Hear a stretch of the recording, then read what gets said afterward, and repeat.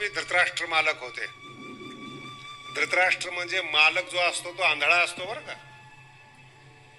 भारताचा सत्ताधारी नेहमी आंधळे असतात ही जुनी परंपरा आहे. गरीबाचं दुःख कधीही श्रीमंताला समजत नाही, कधीही समजत नाही. त्याला आठवण करून द्यावी लागते.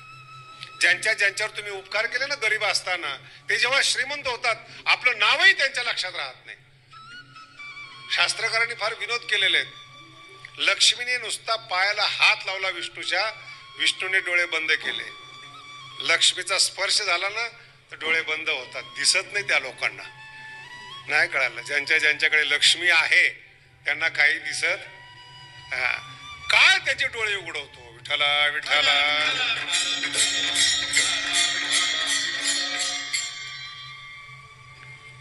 कितीतरी वर्ष मला खूप अभिमान आहे आपल्या भारताचा.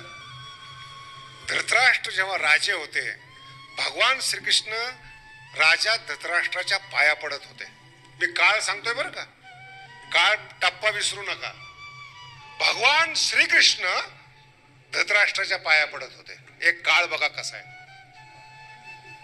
मुलं वारले, सगळं बरबाद झालं, आणि जेवढे बुद्धिमान होते तेवढे मंत्री झाले.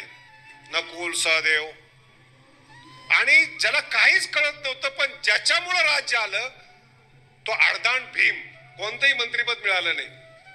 आणि ज्यांच्याकडे ताकद आहे ते जर गुंतले नाही ना ते विनाकारण दुसऱ्याला त्रास देत बसतात. मोकळे आहे ना काहीतरी काम करून ठेवणार. ते गुंतलं पाहिजे कुठं ना कुठं तरी. माइंड जर रिकामा असेल ना, एम्प्टीनेस असेल तर वाईट लागले म्हणून समजायचं. काहीतरी द्यायला पाहिजे. भीमाला काहीच काम नाही. भीम हा महाभारताचा महानायक आहे बरं. 100च्या 100 कौरव एकट्याने मारलेले, एकट्या भीमाने, दुसऱ्या कोणीच मारलेले नाहीत. लोकांना आठवतच नाही भीम. लोक कृष्णाकडे अर्जुनाकडे जास्त झुकतात. खरा नायक आहे तो भीम.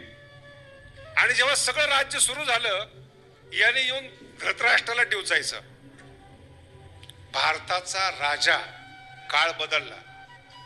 भीमाला काही काम नाही, धृतराष्ट्राची सत्ता गेली. आत्ताच्या भाषेमध्ये दोघही मोकळे झाले. मग भीमाने जायचं धृतराष्ट्राकडे, आणि रोज एक मुलगा कसा फाडला हे धृतराष्ट्राला सांगायचं.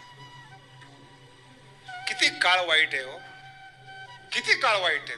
आपल्या मुलाचं मरण बापाने ऐकावं याच्या इतकं पाप या पृथ्वीवर काहीच नाही. आणि हे सांगतो तुम्हाला, धृतराष्ट्राने किती पाप केलं व अजून सुद्धा इतकं पाप होत नाही. भर सभेमध्ये एका राजकुमारीचं वस्त्र हरण करायचं ही साधी बाब नाहीये. जिचं वस्त्र हरण करायचं ती राजकुमारी आहे, बसलेले आहेत. पाप कसं बाहेर निघतं ते सांगतो, काळ बदलतो कसा ते सांगतो. रोज एक पोरगा, 100 आहे ना, 3 महिने लागतात ना प्रत्येक पोरगा मारला कसा. बरं, मुलाचं मरण ऐकल्यावर तोंडात घास जाईल का? बोला ना. बरं, येत आता भीम बरगड्या काढल्या, मांडी चिरली, रक्त पिलो, हे शब्द काही चांगले आहेत काही? हरिपाठ आहे का शांती मंत्र आहे ते? रोज एक पोरगा कसा मारला, मुंडक कसं फिर. बरं, तो पैलवान आहे, त्याला काहीच करता येत नाही.